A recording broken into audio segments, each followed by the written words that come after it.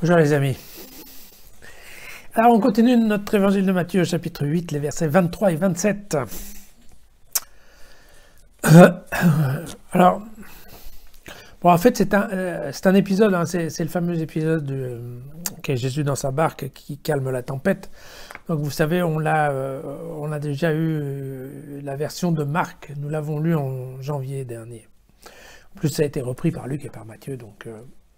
on va essayer de le voir un petit peu différemment, mais donc c'est une histoire que l'on connaît. Il monta dans la barque et ses disciples le suivirent, et voici qu'il y eut sur la mer une grande tempête, au point que la barque allait être recouverte par les vagues. Lui, cependant, dormait. Ils s'approchèrent et le réveillèrent en disant « Seigneur, au secours, nous périssons !»« Mais pourquoi avez-vous peur, homme de peu de foi ?» Et alors debout, il menaça les vents et la mer, et il se fit un grand calme.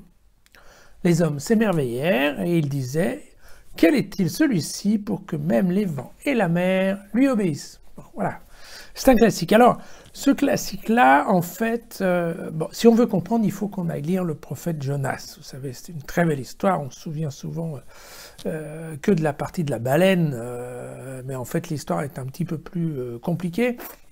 Bien. En fait, c'est Dieu qui est fâché contre Jonas. Jonas est dans un bateau et il met la tempête. Et en fait Dieu fait la tempête. Et en fait, on réveille Jonas. Entre autres, le capitaine réveille Jonas pour que Jonas prie, Dieu, pour que ça se calme.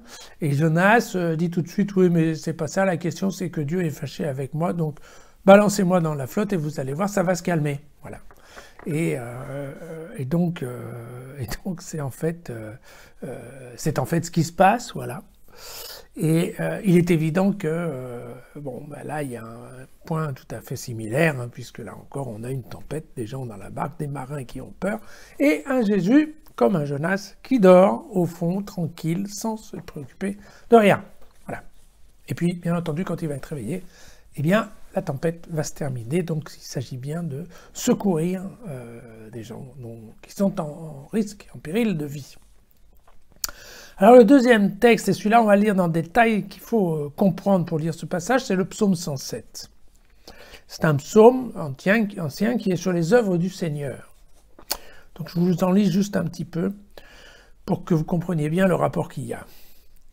Ceux qui partent en mer sur des navires et exercent leur métier sur les grandes eaux, ceux-là virent les œuvres du Seigneur et ses miracles en haute mer. À sa parole se leva un vent de tempête qui soulevait les vagues. Ils montent aux cieux, descendent aux abîmes, sont malades à rendre l'âme. Ils roulent et tanguent comme l'ivrogne, et toute leur adresse est engloutie. Ils crièrent au Seigneur dans leur détresse, et il les a tirés de leurs angoisses. Il a réduit la tempête au silence, et les vagues se sont tues. Ils se sont réjouis de ce retour au calme, et Dieu les a guidés au port désiré. Voilà. On croirait du Victor Hugo, hein, mais juste pour mémoire, avec les psaumes, ils ont été, en termes de datation, hein, c'est environ c'est entre moins 1300 et moins 600, quoi. Hein, donc, puisqu'on les a écrits, on a commencé à faire le premier recueil de ces poèmes à peu près en moins 600. Donc, vous voyez, ça existait avant. Donc, on n'est pas en train de parler de quelque chose de très récent. Et bien évidemment, ça a été repris par Matthieu. Alors, rassurez-vous, il n'y a à peu près aucune probabilité que ça soit passé comme ça. Hein, c'est probablement quelque chose de tout à fait fake, comme on dit aujourd'hui. Hein? Alors, pourquoi on pense que c'est fake? Parce que, vous savez, je vous avais parlé une fois des histoires de critères d'historicité qu'on utilise dans les textes pour se dire est-ce que c'est plausible ou est-ce que c'est pas plausible que ça soit se passer. Dans ce cas-là, franchement, il n'y a pas beaucoup de critères qui fonctionnent. Pourquoi? Parce que, d'abord, tout à fait, de façon très évidente, en fait, la seule source qui est, c'est Marc, hein, puisque on voit bien que Luc et Matthieu ont repris l'histoire qu'a raconté Marc, mais de cette expérience, il n'y a aucun autre récit qui parle de ça. En plus, franchement, dans ce texte, il y a trop d'Ancien Testament pour que ça soit vraiment une histoire. Quand on fait appel à un passage de l'Ancien Testament pour faire le lien entre le passage actuel et l'Ancien Testament, ça va. Mais quand il y a 2 passages complets de l'Ancien Testament dans ce truc-là, en fait, il reste quand même plus beaucoup de création possible. Et puis, bien entendu, ça correspond aussi tout à fait à des textes qui ont été, on va dire, rédigés, ou en tout cas colportés par les premières églises, qui sont les textes qui ont à voir avec la capacité de Dieu de sauver la peau des gens. C'est-à-dire pas que de sauver genre la vie éternelle, mais de sauver effectivement, sauver la vie des gens, de la même façon d'ailleurs dont on prie par exemple pour que Dieu sauve tel ou tel malade. Voilà.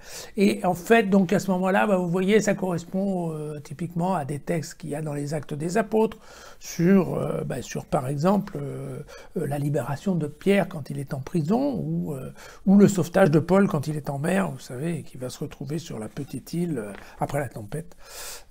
Donc sur la petite île au milieu de la Méditerranée, donc de Malte, voilà. Donc vous voyez, c'est ce genre de texte où en effet, voilà, on développe l'idée que Jésus aurait pu sauver des gens qui étaient vivants et qui avaient des soucis, et donc il les a sauvés.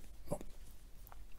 Mais donc vous voyez, tout ça en termes d'historicité, c'est quand même pas fameux. Alors ce qu'il faut, c'est replacer par contre ce texte au milieu du chapitre 8 de Matthieu. Vous vous souvenez que les jours précédents, en fait, Matthieu essayait un petit peu de refroidir l'ardeur d'un certain nombre de scribes qui voulaient à tout prix le suivre et aller avec lui. Donc, et Jésus disait, oui, mais attention, moi j'ai pas de maison.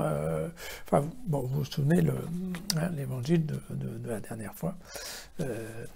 Et donc, vous voyez que là, par contre, Jésus annonce que le suivre, c'est probablement se soumettre à de fortes tempêtes et qu'il faudra avoir beaucoup de foi pour penser qu'on puisse s'en sortir. Donc c'est une autre façon de refroidir un peu les ardeurs excessives d'un certain nombre de gens. Voilà, bon, tout simplement, c'est l'idée de la foi qui sauve ceux qui en croient, et de la foi qui sauve même la vie terrestre d'un certain nombre de gens qui croient. Moi, je vous dis personnellement, je pense que la peur comme la douleur sont d'excellents systèmes que possède l'homme dans l'ensemble du corps et de l'esprit, pour émettre un certain nombre de signaux en disant attention, il y a du danger, et donc pour attirer notre attention, pour éviter qu'on reste à dormir au fond du bateau alors qu'il y a probablement besoin de tenir la barre à pleine main et de ne pas s'endormir, vous voyez. Je pense que c'est plutôt ça, mais enfin encore une fois, voilà, tout ça n'engage que moi. Et vous avez compris que ça n'engageait pas Matthieu. À demain.